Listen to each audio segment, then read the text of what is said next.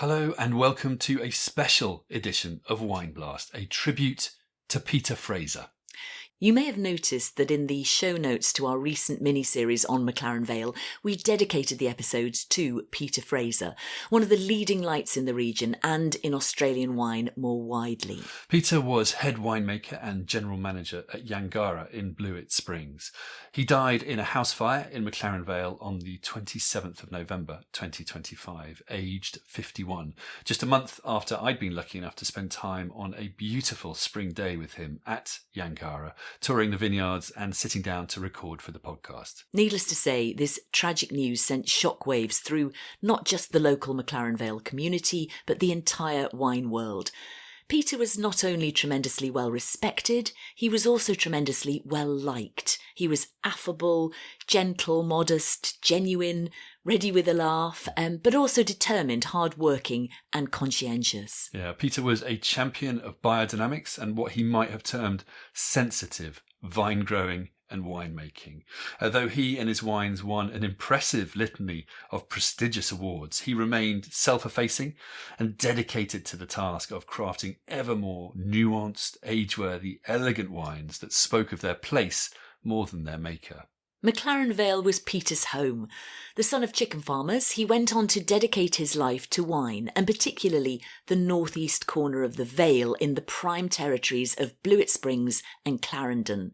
He became a brilliant advocate for old vine Grenache, not just in his words, but perhaps even more eloquently in his work, crafting wines of complexity and refinement, but also joy and excitement. Shortly before he died, Peter had been on a tasting tour with fellow winemakers under the Renaissance banner, showing Grenaches from McLaren Vale and elsewhere in the world, and was hosting verticals of his iconic High Sands Grenache. His colleagues in McLaren Vale and beyond have expressed not just their grief, but also their desire to celebrate and build on his tremendous legacy. After hearing the news of Peter's death, we thought long and hard about the best way to pay tribute to him. And we realised the one thing we could do was let his words speak for themselves. So the following interview was recorded on the 24th of October 2025 at the Yangarra Winery. We just visited the vineyard, spotting a couple of kangaroos along the way. Peter was a great animal lover and accomplished horseman, to add to his other talents. I said I'd been impressed by the Grenache Blancs I'd tried from McLaren Vale. He explained they'd been the first to plant it in the region, and he very much agreed about its potential. He showed me the new red Grenache vineyard, saying, "We think the future is Grenache." Now, just to preface a couple of details from this chat, Chateau Rayas is one of the most famous and sought-after Chateauneuf-du-Pape producers, making famously ethereal, pale, age-worthy and rather expensive wines based on pure Grenache.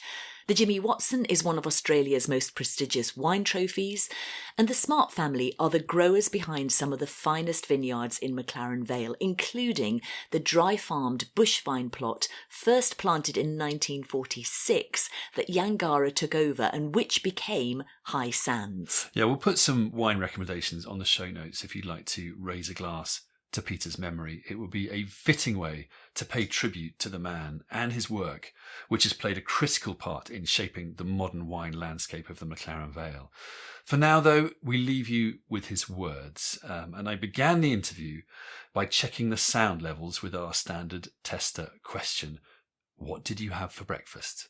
I had 2 coffees and the crusts of my kids' toast. Breakfast of dreams. Yeah. That's perfect. Thank you. Cool. Well, let's start at the beginning. Can you briefly introduce yourself, please, including your name? Yep. My name's Peter Fraser. I am the winemaker at Yangarra Estate Vineyard here in Blewitt Springs, McLaren Vale. And what a beautiful place it is to make wine. It is, especially today. It's so sunny and springy, and spring is in the air. It is. So, Peter, what is McLaren Vale to you?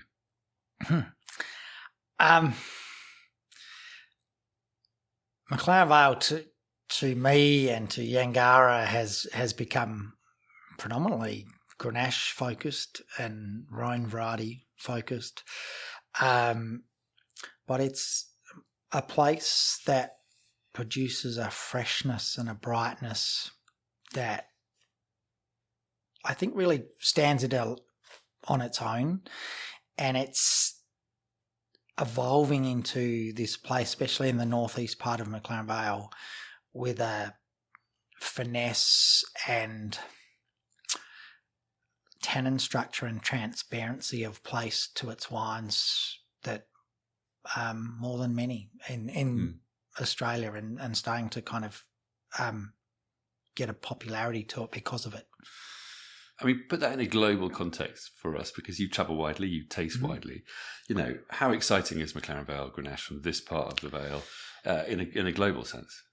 I was fortunate enough to do a tasting last week that had some of the best Grenaches around the world, and fortunate enough twice in 2 weeks I've had an 11 Rayas, which I can't afford to buy, and some of the great Gravitas and Priorat and Monsant Grenaches, South Africa, and there's a vibrancy, tension across the very best of them, but the Grenaches from McLaren Vale that are off these sandy dunes of Blewitt Springs, or the higher elevation of Clarendon, show this incredible sense of place, this fragrance,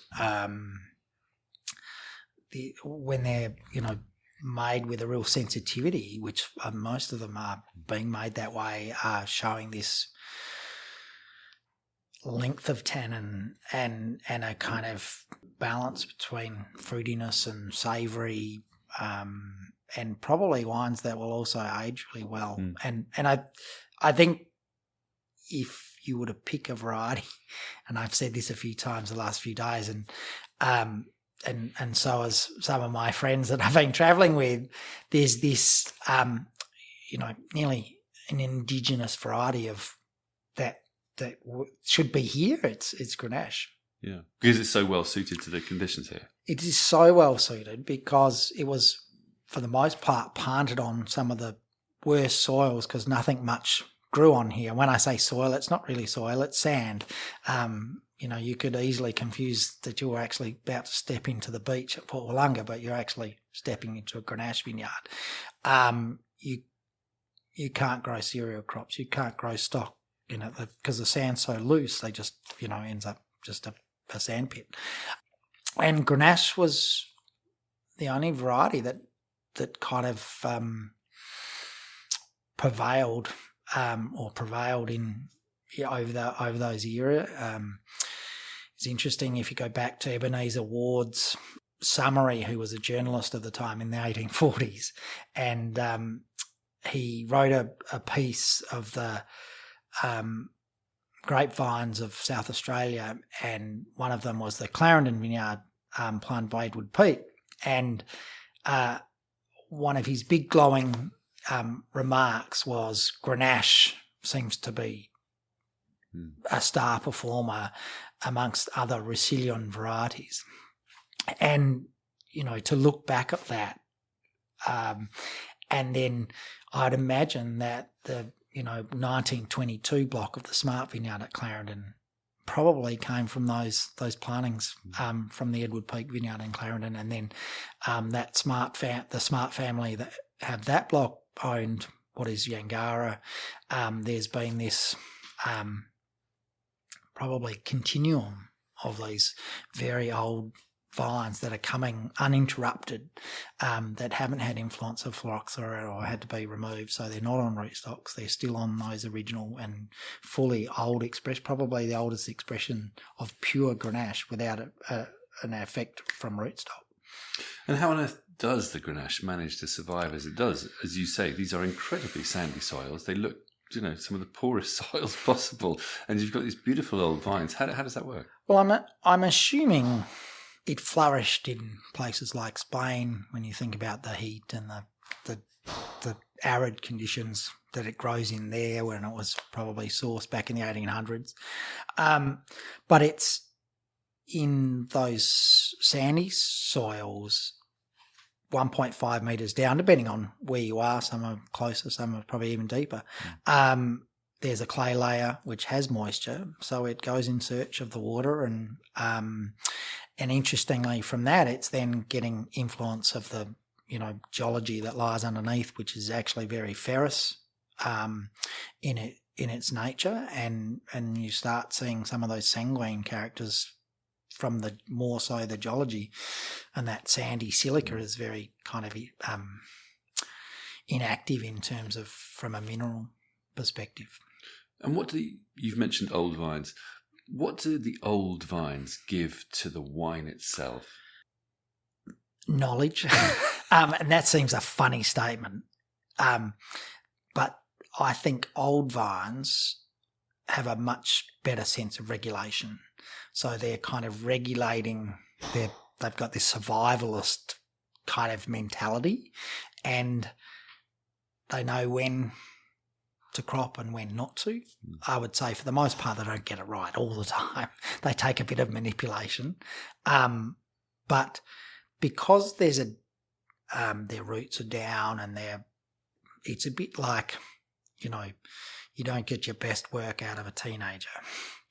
And actually, the wiseness with age, I think translates to a plant. And so you're getting much more complex expressions of their uptake from the soil, and less about their growth. And so we've got to see that. We planted some Grenache as bush vines in very similar soils, less than 20 years ago, and we're getting to see those wines, and they went from probably in their earliest editions very confectionery and simple, gradually getting more with very little tannin. So probably like thicker skins, a bit more kind of depth as they got older and older. And even where we went through and really manipulated yield, didn't seem to make much difference. They still showed this kind of more lighter, more early drinking, suiting kind of wine. And it's really just now I can just see the seriousness coming through to them. So how was that? What was about it? 18, 20 years. So like just like the human. They're just starting to go to university and they're just starting to become, having, you can really have, you go from grunting to having an in-depth conversation. and in terms of regionality or terroir expression here in the Vale, can you just give us a sense of that? What maybe some key areas give to the wine that other parts don't? It's interesting. Off those sands is definitely a fragrance and a kind of red fruited cherry. But there's a line that you see to these, especially off the sands, lower pH, and that I could talk to for way too long. But the lower pH gives a more amplified expression of tannin, and so those tannins often you see as gritty and can range from fine to sometimes even a little bit angular that'll gradually soften with age, but it gives it that length and line, especially with colder fermentations to retain and with that longer extraction. If you ferment them too hot, you end up more sweetness and more upfront fruit. But if with this manipulation, you can really tease out all those beautiful tannins. But the other beauty, I think, in amongst winemakers of McLaren Vale making Grenache, and it's quite universal, is it's really unusual for people to use oak or small oak, or let alone any new oak. And so we're seeing a lot more use of concrete, ceramic eggs, amphora. We use some thick stave Austrian oak because of its kind of subtleness and larger formats. So across the board, I think very sensitive winemaking across the region that's really massaging this variety to express all those senses of place, and then the uniqueness between different vineyards and different little blocks. And, McLaren Vale is mainly planted to Shiraz as a grape variety. But am I right in saying that this is the first year when you're actually going to have more Grenache planted than Shiraz? And can you tell us a little bit about why you're doing that? We've, from all along, had a belief that Grenache was the jewel in the crown of this region. Partly we talked about before about it's just so made to be here. Its drought tolerance, its lack of intervention of winemaking, and as people are drinking more lighter and medium-bodied wines, Grenache is probably still a bit more unknown, but we think it's got a huge future. If you think of the influx of Pinot Noir from the old world, the new world, through to the influx of Italian varieties, Nebbiolo, Sangiovese, and Grenache. We've just been doing a bit of a roadshow around with good friends that make great Grenache, and we did a tasting with those varieties and to show people that the value that Grenache gives you in a glass of wine, and also that all those wines, it's a very relatively limited resource. The three of us were showing wines that were all from a single vineyard, and an affordable by the glass, that, are just next to the vineyards that are, our single block expressions. So it's really exciting for to turn people on to these wines and I think what they deliver in that suite of lighter to medium-bodied wines. Now, you don't just make Grenache; you make lots of things. What's getting you excited right now amongst the other varieties? Probably the most exciting and proudest thing was pioneering Grenache Blanc and its white friends in this region, and there was a lot of and still is a lot of excitement to Italian varieties in our region, which is fantastic because any of the Mediterranean varieties from these warmer climates, Italy, various other parts of Europe, the Mediterranean, if you like, I think have got a great future because they ripen a little later, and they just make wines. We all live by the sea pretty much in Australia, and who wants to be drinking big heavy reds in that kind of climate? And so this kind of need to, when I first started making wine in this region, Chardonnay was the most planted white variety. Oh, it still is actually to this day, but it was much more prolific and was actually, I think, one of the highest priced grape varieties. And it's a variety that ripens way too quickly. And we now know there's some lovely cold places that express that in a far different manner. And so we're getting our head around that. But back onto those southern Rhone white varieties, they grow in a warm climate, and we're seeing Grenache Blanc, really lovely apple flavours and aromatics, little more on the green skin crunchiness and through to Grenache Gris that's giving you more of that kind of pear, and it's fragrant, and they all kind of have this pithy textural element to them that makes them so interesting. You have to be careful. We've had Roussanne planted since 2003. We made our first Roussanne in 2007. Roussanne's probably the most regal of them all, but the most powerful. So you have to, from a blending perspective, be careful. We make 100% one for its own style, but great in the blending.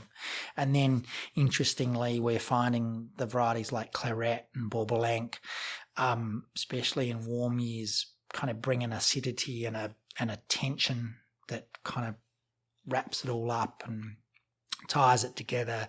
We're making those wines in 100% ceramic, and which gives them a real purity and expression of the variety. So it's something I'd like to say, and site differences, but there's not many people that have these varieties yet. So we're still kind of seeing, how they express themselves in different sites. And you're making wines that, they're not cheap wines, are they? They're special wines, maybe special purchase, but certainly complex. How easy or difficult is it to sell those kind of wines from McLaren Vale right now? Pretty good.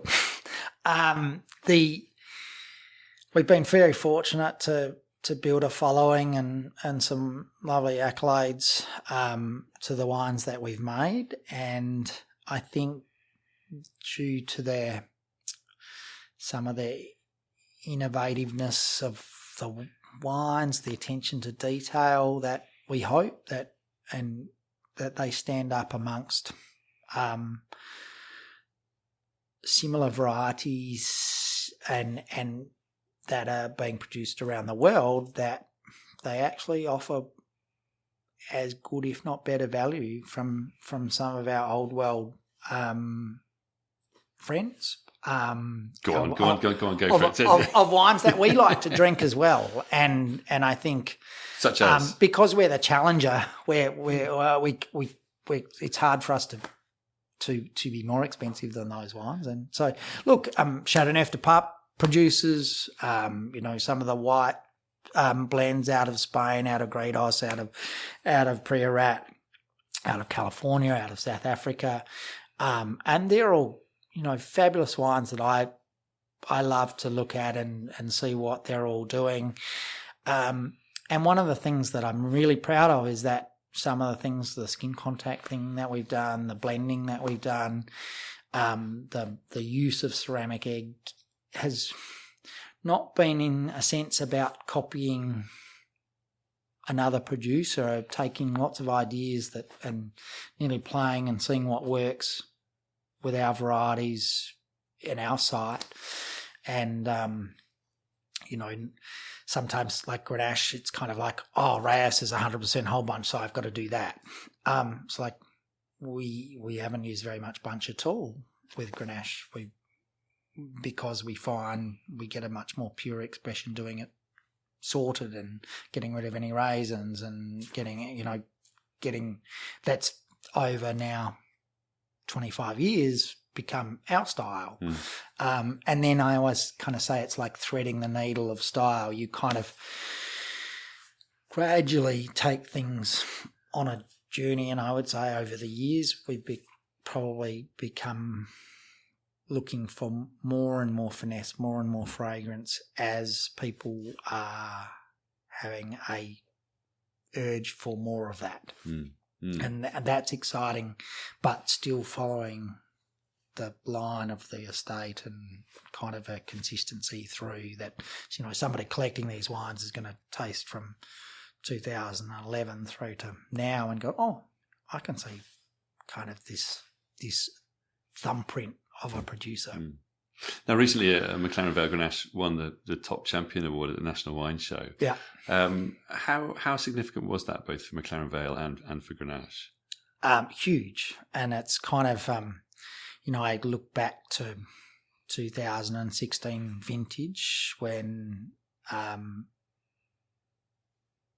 Grenache won the Jimmy Watson, which was a huge award and still is in Australia. Our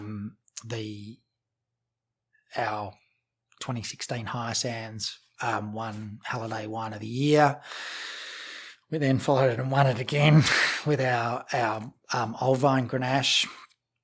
with our 21, and then recently the Smart Vineyard won it again this year as the holiday. So the Smarts have actually been involved in that award 3 years in a row. And, my great friend, David Gleave and Wollong 100 to win that National Wine Show Award was just fantastic. So really it's been a succession of recognitions that are putting it more and more on the map. Yeah. Is there still more work to do, though, globally? There is so much, I think, to understand that Grenache can deliver this kind of medium-bodied wine that's really quite delicious. And, for once was the largest variety or red variety planted in the world. We kind of went into this powerhouse. Cabernet took over, and it'll be interesting to see what the next 20 years hold. Who knows? Maybe Grenache can make its return. Do you think can we dare to dream that in 20 years Grenache could be as big as Barolo and Burgundy? Look, I hope so. I think at the top level they're equally as compelling. They equally transparent in showing their touch of the winemaker, their touch of the site, and hopefully actually, the site is probably one of the most exciting things if you think about the excitement that goes with Chardonnay or Pinot Noir or Nebbiolo. It's all about where are we drinking it from. Couple of final questions. Sustainability is a big but slightly boring word, but what does it mean for you? It's a key concept in McLaren Vale right now, isn't it? And you guys take an active interest in this. We've been farming organically and biodynamically since 2008, and I had epiphany at a biodynamic seminar that was like talking about synthetic fertilizers and herbicide, and I was like, I want to make wines from a place. And when you take away the microbiology of the soil, you sterilize it with overpowering nitrates and glyphosate, you remove nature's ability to access the minerals that lie in the soil. And for me, it was like that was my moment that I was like, if I want to make wines that express a place, I've got to get the soil into a natural state and encourage as much microbiology as I can, because they are what is going to make honest expressions of place. And so that started our journey. I would say it has a few flow-on effects that it gets you in the vineyard more and more, because there's no silver bullet that you can just add and it reacts quickly. Everything's so much more preemptive, proactive, preventative. And so you kind of, if you're not touching and feeling it all the time, you can't farm it that way. So that gets you connected from a quality standpoint. And now we're kind of entering into this world of regenerative farming too. That's really exciting. Like some of the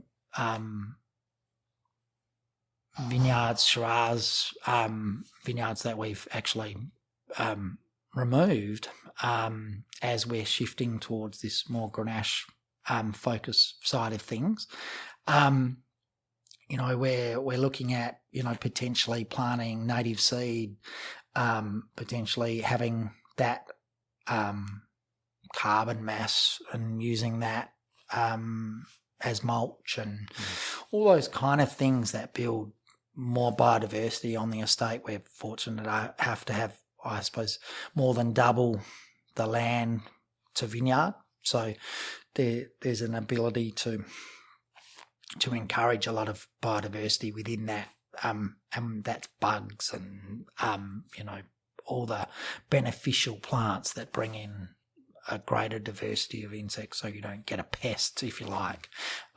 So it's a really exciting kind of journey that you not only got all these things that grow that make you be a better farmer for quality perspective, but you're leaving the place in a better way than it was before you started. What about challenges, frustrations in McLaren Vale? I think the biggest challenges is that I feel like sometimes the New World, or and this probably applies to other regions in Australia, is that we have to work twice as hard to be taken seriously, to be making wines that are, rival some of the great wines of the world. And so that's probably the number one, or just, misconceptions that happen in wine. And it's, I think, but that's our challenge. And for the most part, the great things is that there's a lot of enthusiastic, wonderful people that understand a lot of those similar type concepts and are kind of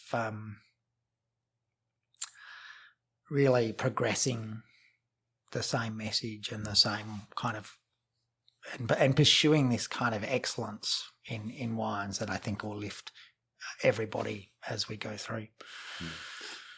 How do you see the future for McLaren Vale? Exciting. I think you're going to see this progression of lighter, medium-bodied red wines, an influx of Mediterranean white varieties that are incredibly drinkable and lifestyle driven, and hopefully there's a bunch of other producers that are all kind of really chasing after those special bottles of wine that are collectible, potentially age-worthy, and I think all amongst those things there's a bit of something for everyone. Peter, thank you so much. It's my pleasure. Thank you.